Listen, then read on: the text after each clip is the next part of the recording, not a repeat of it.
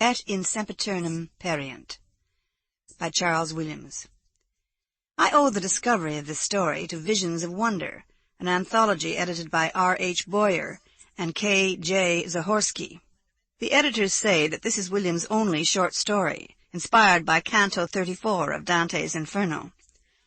Charles Williams was an editor at Oxford University Press. He lectured at Oxford University and was awarded an honorary M.A. He formed part of the Oxford literary circle known as the Inklings, with, among others, J.R.R. Tolkien and C.S. Lewis. He wrote several novels, all fantastic, and critical works on Dante. Dorothy L. Sayers, who apart from writing her Lord Peter Wimsey detective novels, also translated the Divine Comedy, quotes Williams on Canto 34 of the Inferno. According to Williams, the very pit of hell is willed by those who suffer there. It is, in effect, a creation of their minds. The title of the story translates roughly as, "And may they be forever damned." Lord Arglay came easily down the road. About him the spring was as gaudy as the restraint imposed by English geography ever lets it be. The last village lay a couple of miles behind him. As far in front, he had been told, was a main road on which he could meet a motor bus to carry him near his destination. A casual conversation in a club had revealed to him, some months before, that in a country house of England there was supposed to lie a few yet unpublished legal opinions of the Lord Chancellor Bacon. Lord Arglay, being no longer Chief Justice, and having finished and published his History of Organic Law, had conceived that the editing of these papers might provide a pleasant variation upon his present business of studying the more complex parts of the Christian schoolmen. He had taken advantage of a weekend spent in the neighborhood to arrange, by the goodwill of the owner, a visit of inspection. Since, as the owner had remarked with a bitterness due to his financial problems, everything that is smoked isn't bacon. Lord Arglay had smiled. It hurt him a little to think that he had smiled, and said, which was true enough, that Bacon himself would not have made a better joke. It was a very deserted part of the country through which he was walking. He had been careful to follow the directions given him, and in fact there were only 2 places where he could possibly have gone wrong, and at both of them Lord Arglay was certain he had not gone wrong. But he seemed to be taking a long time, a longer time than he had expected. He looked at his watch again, and noted with sharp disapproval of his own judgment that it was only 6 minutes since he had looked at it last. It had seemed more like 16. Lord Arglay frowned. He was usually a good walker, and on that morning he was not conscious of any unusual weariness. His host had offered to send him in a car, but he had declined. For a moment, as he put his watch back, he was almost sorry he had declined. A car would have made short time of this road, and at present his legs seemed to be making rather long time of it. Or, Lord Arglay said aloud, making time rather long. He played a little as he went on, with the fancy that every road in space had a corresponding measure in time, that it tended merely of itself to hasten or delay all those that drove or walked upon it. The nature of some roads, quite apart from their material effectiveness, might urge men to speed, and of others to delay, so that the intentions of all travellers were counterpointed continually by the media they used. The courts, he thought, might reasonably take that into consideration in case of offences against right speed, and a man who accelerated upon one road would be held to have acted under the improper influence of the way, whereas one who did the same on another would be known to have defied and conquered the way. Lord Arglay just stopped himself looking at his watch again. It was impossible that it should be more than 5 minutes since he had last done so. He looked back to observe, if possible, how far he had since come. It was not possible. The road narrowed and curved too much. There was a cloud of trees high up behind him. It must have been half an hour ago that he passed through it, yet it was not merely still in sight, but the trees themselves were in sight. He could remark them as trees. He could almost, if he were a little careful, count them. He thought, with some irritation, that he must be getting old more quickly and more unnoticeably than he had supposed. He did not much mind about the quickness, but he did mind about the unnoticeableness. It had given him pleasure to watch the various changes which age tended to bring, to be as stealthy and as quick to observe those changes as they were to come upon him. The slower pace, the more meditative voice, the greater reluctance to decide, the inclination to fall back on habit, the desire for the familiar, which is the first skirmishing approach of unfamiliar death. He neither welcomed nor grudged such changes. He only observed them with a perpetual interest in the curious nature of the creation. The fantasy of growing old, like the fantasy of growing up, was part of the ineffable sweetness, touched with horror, of existence, itself the lordliest fantasy of all. But now, as he stood looking back over and across the hidden curves of the road, he felt suddenly that time had outmarched and outtwisted him, that it was spreading along the countryside and doubling back on him, so that it troubled and deceived his judgment. In an unexpected and unusual spasm of irritation, he put his hand to his watch again. He felt as if it were a quarter of an hour since he had looked at it. Very well, making just allowance for his state of impatience, he would expect the actual time to be 5 minutes. He looked. It was only 2. Lord Arglay made a small mental effort, and almost immediately recognized the effort. He said to himself, "This is another mark of age. I am losing my sense of duration." He said also, "It is becoming an effort to recognize these changes." Age was certainly quickening its work in him. It approached him now doubly. Not only his method of experience, but his awareness of experience was attacked. His knowledge of it comforted him. Perhaps, he thought, for the last time. The knowledge would go. He would savor it then while he could. Still looking back at the trees. "It seems I'm decaying," Lord Arglay said aloud. "And that, anyhow, was one up against decay. Am I procrastinating? I am. And in the circumstances, procrastination is a proper and pretty game. It is the thief of time, and quite right, too. Why should time have it all its own way?" He turned to the road again and went on. It passed now between open fields. In all those fields he could see no one. It was pasture, but there were no beasts. There was about him a kind of void in which he moved, hampered by this growing oppression of duration. Things lasted. He had exclaimed in his time against the too swift passage of the world. This was a new experience. It was lastingness, almost, he could have believed, everlastingness.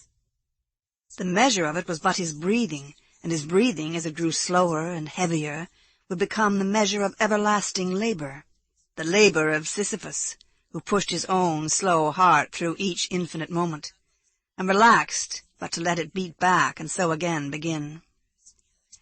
It was the first touch of something Arglay had never yet known, of simple and perfect despair.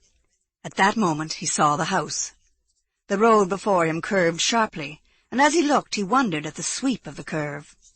It seemed to make a full half-circle, and so turn back in the direction that he had come. At the farthest point there lay before him, tangentially, another path. The sparse hedge was broken by an opening which was more than footpath and less than road. It was narrow, even when compared with the narrowing way by which he had come, yet hard and beaten as if by the passage of many feet. There had been innumerable travellers, and all solitary, all on foot. No cars or carts could have taken that path. If there had been burdens, they had been carried on the shoulders of their owners. It ran for no long distance, no more than in happier surroundings might have been a garden path from gate to door. There, at the end, was the door. Arglay, at the time, took all this in but half-consciously. His attention was not on the door, but on the chimney. The chimney, in the ordinary phrase, was smoking. It was smoking effectively and continuously. A narrow and dense pillar of dusk poured up from it, through which there glowed every now and then a deeper undershade of crimson, as if some trapped genius almost thrust itself out of the moving prison that held it. The house itself was not much more than a cottage. There was a door, shut, on the left of it a window, also shut. Above, 2 little attic windows, shut, and covered within by some sort of dark hanging, or perhaps made opaque by smoke that filled the room. There was no sign of life anywhere, and the smoke continued to mount to the lifeless sky. It seemed to Arglay curious that he had not noticed this grey pillar in his approach.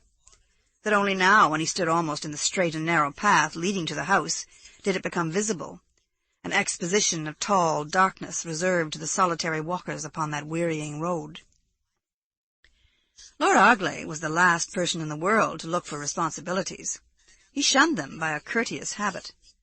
A responsibility had to present itself with a delicate emphasis before he acceded to it. But when any so impressed itself, he was courteous in accepting as in declining. He sought friendship with necessity, and as young lovers call their love fatal, so he turned fatality of life into his love. It seemed to him, as he stood and gazed at the path, the shut door, the smoking chimney, that here, perhaps, was a responsibility being delicately emphatic. If everyone was out, if the cottage had been left for an hour, ought he to do something? Of course they might be busy about it within, in which case a thrusting stranger would be inopportune. Another glow of crimson in the pillar of cloud decided him. He went up the path. As he went, he glanced at the little window, but it was blurred by dirt. He could not very well see whether the panes did or did not hide smoke within. When he was so near the threshold that the window had almost passed out of his vision, he thought he saw a face looking out of it, at the extreme edge nearest the door, and he checked himself and went back a step to look again. It had been only along the side of his glance that the face, if face it were, had appeared, a kind of sudden white scrawl against the blur, as if it were a mask hung by the window rather than any living person, or as if the glass of the window itself had looked sideways at him, and he had caught the look without understanding its cause. When he stepped back, he could see no face. Had there been a sun in the sky, he would have attributed the apparition to a trick of the light, but in the sky over this smoking house there was no sun. It had shone brightly that morning when he started. It had paled and faded and finally been lost to him as he had passed along his road. There was neither sun nor peering face. He stepped back to the threshold and knocked with his knuckles on the door. There was no answer. He knocked again and again waited, and as he stood there he began to feel annoyed. The balance of Lord Arglay's mind had not been achieved without the creation of a considerable counter-energy to the violence of Lord Arglay's natural temper. There had been people whom he had once come very near hating with a fury of selfish rage and detestation. For instance, his brother-in-law. His brother-in-law had not been a nice man. Lord Arglay, as he stood by the door and for no earthly reason remembered him, admitted it. He admitted, at the same moment, that no lack of niceness on that other's part could excuse any indulgence of vindictive hate on his own, nor could he think why, then and there, he wanted to have him merely to hate. His brother-in-law was dead. Lord Arglay almost regretted it. Almost he desired to follow, to be with him, to provoke and torment him, to— Lord Arglay struck the door again. There is, he said to himself, entire clarity in the omnipotence. It was his habit of devotion, his means of recalling himself into peace out of the angers, greeds, sloths, and perversities that still too often possessed him. It operated. The temptation passed into the benediction of the omnipotence and disappeared. But there was still no answer from within. Lord Arglay laid his hand on the latch. He swung the door and, lifting his hat with his other hand, looked into the room. A room empty of smoke as of fire, and of all as of both.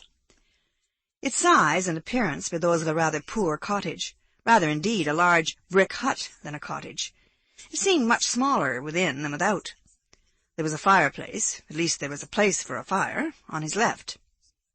Opposite the door, against the right-hand wall, there was a ramshackle flight of wooden steps, going up to the attics, and at its foot, swinging on a broken hinge, a door which gave away, presumably, to a cellar. Vaguely, Arglay found himself surprised. He had not supposed that a dwelling of this sort would have a cellar. Indeed, from where he stood, he could not be certain. It might only be a cupboard. But, unwarrantably, it seemed more. A hinted, unseen depth, as if the slow, slight movement of the broken wooden door measured that labor of Sisyphus, as if the road ran past him and went coiling spirally into the darkness of the cellar. In the room there was no furniture, neither fragment of paper nor broken bit of wood. There was no sign of life, no flame in the grate nor drift of smoke in the air. It was completely and utterly void. Lord Arglay looked at it. He went back a few steps and looked up again at the chimney. Undoubtedly the chimney was smoking. It was received into a pillar of smoke. There was no clear point where the dark chimney ended and the dark smoke began. House leaned to roof, roof to chimney, chimney to smoke, and smoke went up for ever and ever over those roads where men crawled infinitely through the smallest measurements of time. Arglay returned to the door, crossed the threshold, and stood in the room. Empty of flame's material, holding within its dank air the very opposite of flame, the chill of ancient years, the room lay round him. Lord Arglay contemplated it. "There's no smoke without fire," he said aloud, "only apparently there is. Thus one lives and learns. Unless, indeed, this is the place where one lives without learning." The phrase, leaving his lips, sounded oddly about the walls and in the corners of the room. He was suddenly revolted by his own chance words, a place where one lives without learning, where no courtesy or integrity could any more be fined or clarified. The echo daunted him. He made a sharp movement. He took a step aside towards the stairs, and before the movement was complete, was aware of a change. The dank chill became a concentration of dank and deadly heat, pricking at him, entering his nostrils and his mouth. The fantasy of life without knowledge materialized, inimical in the air. Life without knowledge, corrupting life without knowledge. Jungle and less than jungle. And though still the walls of the bleak chamber met his eyes, a shell of existence, it seemed that life, withdrawn from all those normal habits of which the useless memory was still drearily sustained by the thin, phenomenal fabric, was collecting and corrupting in the atmosphere behind the door he had so rashly passed, outside the other door which swung crookedly at the head of the darker hole within. He had recoiled from the heat, but not so as to escape it. He had even taken a step or two up the stairs, when he heard from without a soft approach. Light feet were coming up the beaten path to the house. Some other good Samaritan, Arglay thought, who would be able to keep his twopence in his pocket. For certainly, whatever was the explanation of all this, and wherever it lay, in the attics above or in the pit of the cellar below, responsibility was gone. Lord Arglay did not conceive that either he or anyone else need rush about the country in an anxious effort to preserve a house which no one wanted and no one used. Prematurely enjoying the discussion, he waited. Through the doorway, someone came in. It was, or seemed to be, a man of ordinary height, wearing some kind of loose dark overcoat that flapped about him. His head was bare. So, astonishingly, were his legs and feet. At first, as he stood just inside the door, leaning greedily forward, his face was invisible, and for a moment Arglay hesitated to speak. Then the stranger lifted his face, and Arglay uttered a sound. It was emaciated beyond imagination. It was astonishing, at the appalling degree of hunger revealed, that the man could walk or move at all, or even stand as he was now doing and turn that dreadful skull from side to side. Arglay came down the steps of the stair in one jump. He cried out again. He ran forward, and as he did so the deep burning eyes in the turning face of bone met his full and halted him. They did not see him, or if they saw, did not notice. They gazed at him and moved on. Once only in his life had Arglay seen eyes remotely like those. Once, when he had pronounced the death sentence upon a wretched man who had broken under the long strain of his trial and filled the court with shrieks. Madness had glared at Lord Arglay from that dock, but at least it had looked at him and seen him. These eyes did not. They sought something, food, life, or perhaps only a form and something to hate, and in that energy the stranger moved. He began to run round the room. The bones where his legs and feet jerked up and down.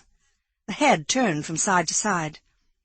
He ran circularly, round and again round, crossing and recrossing, looking up, down, around, and at last, right in the center of the room, coming to a halt, where, as if some terrible pain of starvation gripped him, he bent and twisted downward until he squatted grotesquely on the floor.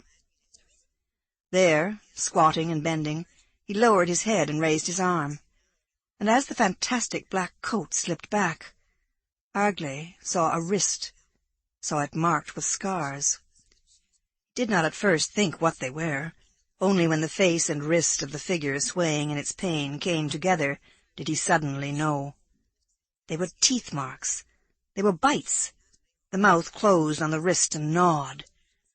Arglay cried out and sprang forward, catching the arm, trying to press it down, catching the other shoulder, trying to press it back. He achieved nothing. He held, he felt, he grasped. He could not control. The long limb remained raised. The fierce teeth gnawed. But as Arglay bent, he was aware once more of that effluvia of heat risen round him, and breaking out with more violence, when suddenly the man, if it were a man, cast his arm away, and with a jerk of movement rose once more to his feet. His eyes, as the head went back, burned close into Arglay's, who, what with the heat, the eyes, and his sickness at the horror, shut his own against them, and was at the same moment thrown from his balance by the rising form, and sent staggering a step or two away, with upon his face a sensation of a light, hot breath, so light that only in the utter stillness of time could it be felt, so hot that it might have been the inner fire from which the pillar of smoke poured outward to the world. He recovered his balance. He opened his eyes. Both motions brought him into a new corner of that world. The odd black coat the thing had worn had disappeared, as if it had been a covering imagined by a habit of mind. The thing itself, a wasted flicker of pallid movement, danced and gyrated in white flame before him.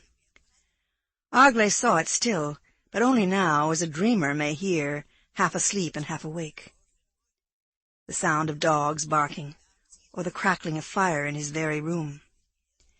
For he opened his eyes not to such things, but to the thing that on the threshold of this place, some seconds earlier, or some years, he had felt and been pleased to feel, to the reality of his hate. It came in a rush within him, a fountain of fire, and without and about him images of the man he hated swept in a thick cloud of burning smoke. The smoke burned his eyes and choked his mouth. He clutched at it, at images within it, at his greedy loves and greedy hates, at the cloud of the sin of his life, yearning to catch but one image and renew again the concentration for which he yearned. He could not. The smoke blinded and stifled him. Yet more than stifling or blinding was the hunger for one true thing to lust after or hate. He was starving in the smoke, and all the hut was full of smoke, for the hut and the world were smoke, pouring up round him, from him, and all like him, a thing once holy and still a little made visible to his corporeal eyes in forms which they recognized, but in itself of another nature. He swung and twisted and crouched.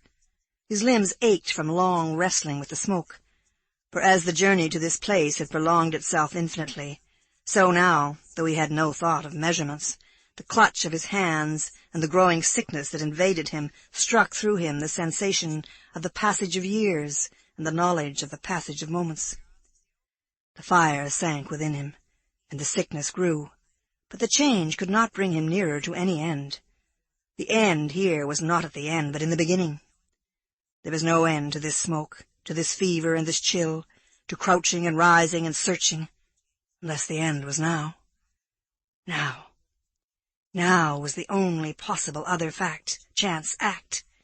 He cried out, defying infinity, "Now!" Before his voice the smoke of his prison yielded, and yielded two ways at once. From where he stood he could see in one place an alteration in that perpetual grey, an alternate darkening and lightening, as if two ways of descent and ascent met. There was, he remembered, a way in, therefore a path out. He had only to walk along it. But also there was a way still farther in, and he could walk along that. 2 doors had swung to his outer senses in that small room. From every gate of hell there was a way to heaven, yes, and in every way to heaven there was a gate to deeper hell. Yet for a moment he hesitated. There was no sign of the phenomenon by which he had discerned the passage of that other spirit. He desired, very strongly he desired, to be of use to it. He desired to offer himself to it, to make a ladder of himself, if that should be desired, by which it might perhaps mount from the nature of the lost, from the dereliction of all minds that refuse living and learning, postponement and irony, whose dwelling is necessarily in their undying and perishing selves. Slowly, unconsciously, he moved his head as if to seek his neighbor. He saw, at first he felt, nothing. His eyes returned to that vibrating oblong of an imagined door, the heart of the smoke beating in the smoke. He looked at it. He remembered the way. He was on the point of movement when the stinging heat struck him again, but this time from behind. It leapt through him. He was seized in it and loosed from it. Its rush abandoned him. The torrent of its fiery passage struck the darkening hollow in the walls. At the instant that it struck, there came a small sound. There floated up a thin, shrill pipe, too short to hear, too certain to miss, faint and quick as from some single insect in the hedgerow or the field, and yet more than single, a weak wail of multitudes of the lost. The shrill lament struck his ears, and he ran. He cried as he sprang, "Now is God! Now is glory in God!" And as the dark door swung before him, it was the threshold of the house that received his flying feet. As he passed, another form slipped by him, slinking hastily into the house, another of the hordes going so swiftly up that straight way, hard with everlasting time, each driven by his own hunger, and each alone. The vision, a face looking in as the face had looked out, was gone. Running still, but more lightly now, and with some communion of peace at heart, Arglay came into the curving road. The trees were all about him. The house was at their heart. He ran on through them beyond. He reached the spring day and the sun. At a little distance, a motor bus, gaudy within and without, was coming down the road. The driver saw him. Lord Arglay instinctively made a sign, ran, mounted. As he sat down, breathless and shaken, "E quindi uscimo," his mind said. "Arriveder le stella."